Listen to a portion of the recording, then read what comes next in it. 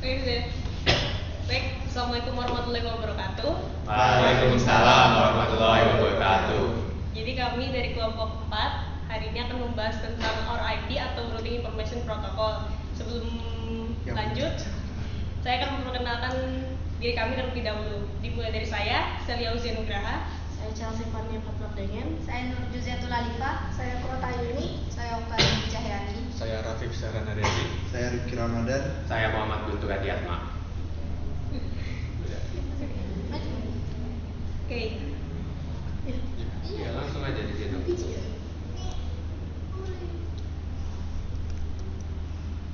Oke, jadi mulai dari definisinya terlebih dahulu, apa sih Routing Information Protocol itu? Nah, dan dibahas ini adalah Routing Information Protocol versi 1. Dia itu adalah salah satu protokol routing dinamis yang digunakan dalam jaringan berbasis protokol Internet Protocol atau IP. IP ini merupakan bagian dari Interior Gateway Protocol atau IGP, yaitu protokol yang digunakan untuk pertukaran informasi routing dalam suatu autonomous system. Dan RIP versi 1 ini muncul sebagai salah satu protokol routing tertua yang digunakan dalam jaringan kecil hingga menengah.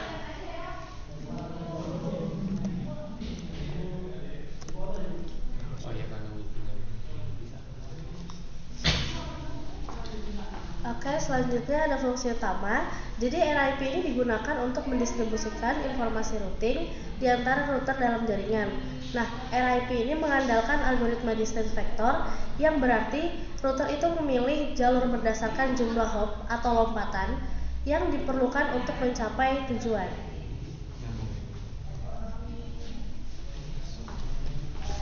Baiklah, adapun kelebihan dari RIP ini, yang pertama dia itu sederhana. Salah satu keunggulannya itu kesederhanaan implementasi dan pengoperasiannya.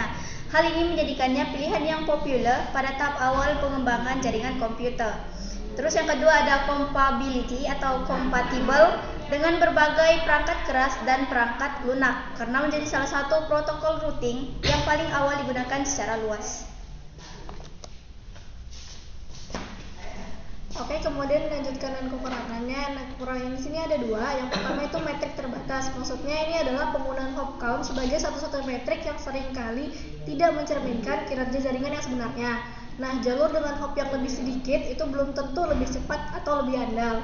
Yang kedua, itu ada jaringan yang kecil. Jadi dengan batas maksimal hop count itu sebesar 15, RIP ini hanya cocok untuk jaringan yang relatif kecil, karena jaringan yang lebih besar mungkin tidak dapat dicapai jika lebih dari 15 hop diperlukan. Oke, bagaimana sih cara kerjanya dari RIP ini? Jadi pertama, proses pertukaran informasi. Jadi setiap router yang menggunakan RIP akan mengirimkan salinan lengkap dari tabel routingnya ke routing tetangganya setiap 30 detik. Informasi ini kemudian diproses oleh router penerima untuk memperbarui tabel routing lokalnya. Selanjutnya, algoritma Bellman-Ford. Jadi RIP menggunakan algoritma ini untuk menentukan jalur terpendek ke suatu tujuan berdasarkan informasi yang diterima dari router tetangganya. Setiap router menghitung ulang jalur terpendek dengan menambahkan satu hop ke nilai metrik yang diterima dari tetangganya. Selanjutnya ada konvergensi. Proses ini terus berlanjut hingga seluruh router dalam jaringan memiliki tabel routing yang konsisten atau konvergensi.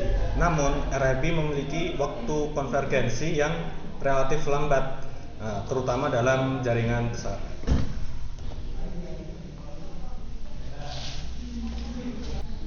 Selanjutnya ada perbandingan RIP versi 2. RIP versi 2 ini merupakan penyempurnaan dari RIP versi 1 yang memperbaiki beberapa kekurangan yang ada, seperti dukungan untuk VLSM, yaitu alamat IP ini bisa digunakan lebih efisien dan lebih fleksibel lagi. Terus ada pengiriman update routing yang menggunakan multicast alih-alih broadcast. Jadi dia ini hanya perangkat yang butuh informasi yang dapat menerima, jadi nggak semua perangkat bisa menerimanya. Serta dia ada fitur keamanan tambahan, yaitu ada opsi autentikasi. untuk memastikan bahwa informasi yang diterima ini berasal dari sumber yang terpercaya. Baik, yang terakhir yaitu kesimpulannya, RIP versi 1 adalah protokol routing yang sederhana dan mudah diimplementasikan untuk jaringan yang kecil. Namun, karena keterbatasan seperti tidak adanya dukungan untuk VLSM, metrik yang terbatas, dan hop count maksimal, RIP versi 1 sangat jarang digunakan dalam jaringan modern yang lebih kompleks. Sebagian besar jaringan saat ini lebih memilih menggunakan RIP versi 2 atau protokol routing yang lebih canggih seperti OSPF atau EIGRP. Oke, selanjutnya kita akan mencoba untuk live config menggunakan JNS 3. Oke. Di sini kita sudah ada memiliki sebuah topologi menggunakan dua router dan dua PC yang dihubungkan seperti ini. Kita langsung saja di start saja device-nya. Di sini kita tunggu dulu sampai mereka nyala. Selanjutnya kita buka konsol dari R1 dan R2.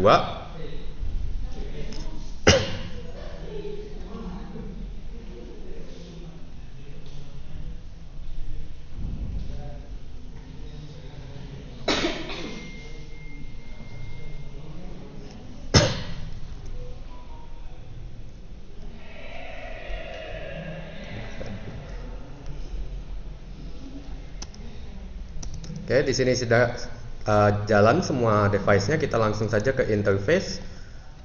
Pertama-tama kita nyalakan dulu routernya, kemudian kita masuk ke dalam config in terminal.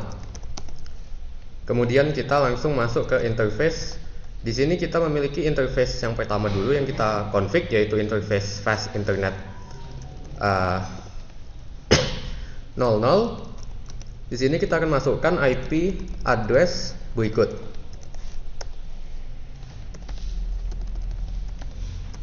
Dengan subnet 255.255.255.255. Kemudian kita langsung exit dan memasuki ke dalam interface fast internet yang 2.0. Di sini kita masukkan juga IP address-nya langsung 192.168.1.1 dengan subnetnya. Kemudian kita langsung exit.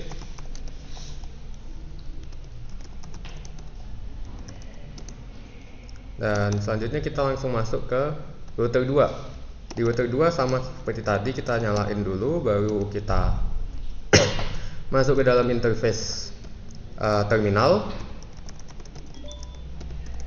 Kemudian kita masuk ke dalam interface fast internet 00 lagi. Kita masukkan IP address yang mengikuti IP address tadi itu, yaitu 2.2. Kemudian kita langsung exit lagi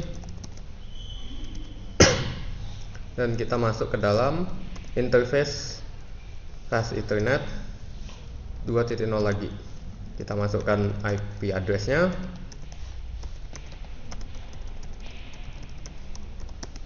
Dan di sini sudah selesai, tinggal kita exit dan kita masuk ke dalam konsol dari PC 1 dan PC 2 sekarang.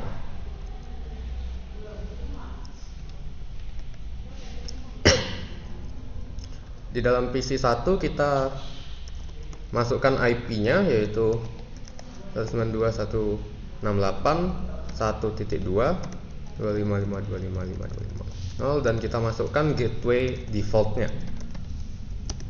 Di sini kita mencek apakah address-nya bisa dimasuki.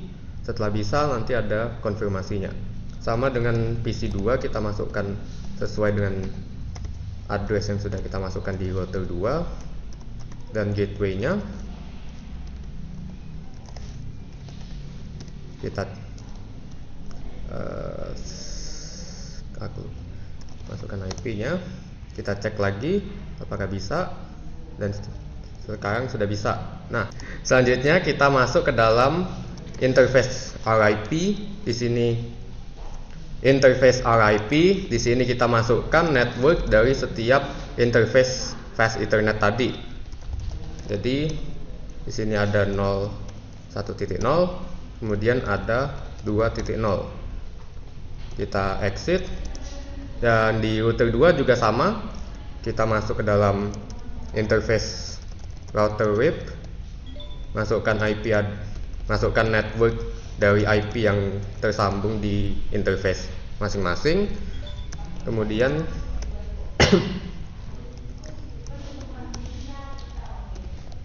bisa dites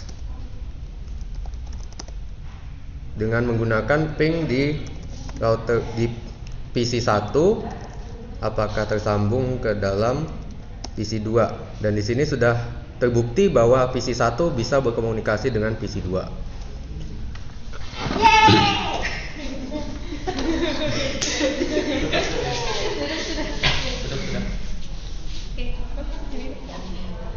Baik, sekian itu dari presentasi dan live demo kami. Semoga bermanfaat.